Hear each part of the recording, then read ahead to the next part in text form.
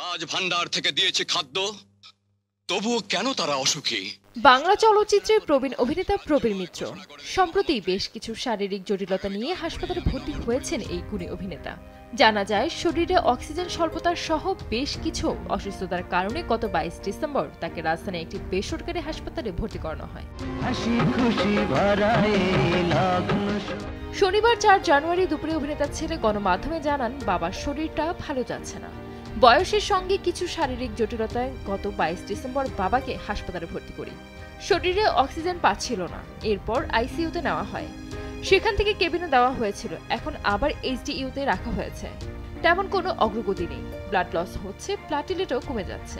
কিন্তু আমি যে এসব কথা শুনতেই ছদ্মবেশে বেরিয়েছি। সময়ের সঙ্গে সঙ্গে অভিনেতার অবস্থার অবনতি হওয়ায় তার পরিবারের সদস্যরা বেশ চিন্তিত। জানা যায়, প্রবীর মিত্রর উন্নত চিকিৎসার জন্য সরকারের সহায়তা চান তার পরিবার। ভগবান তোমার মঙ্গল করুন। 1943 সালের 18 আগস্ট কুমিল্লার চান্দিনায় জন্মগ্রহণ করেন প্রবীর মিত্র। তার পুরো নাম প্রবীর কুমার মিত্র। পুরান ঢাকায় বড় হওয়া প্রবীর মিত্র স্কুল জীবন থেকে নাট্যচর্চার সঙ্গে যুক্ত হন।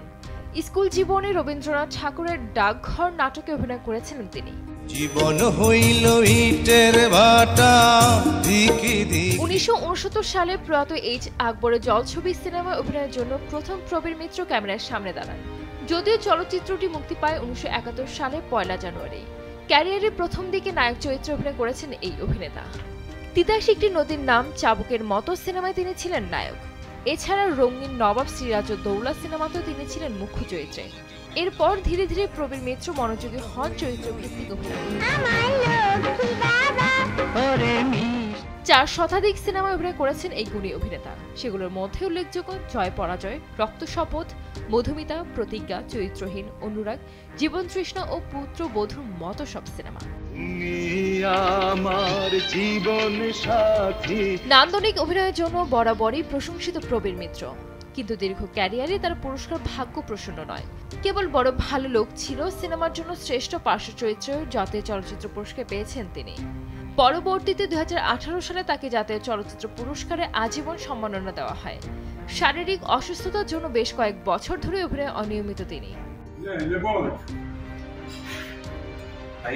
সানজিদ আক্তার, দেশ টিভি। কারণ সবাই যার যার কাজ নিয়ে ব্যস্ত, আমাকে দেখার জন্য সময় বের করা তাদের জন্য সমস্যা হয়।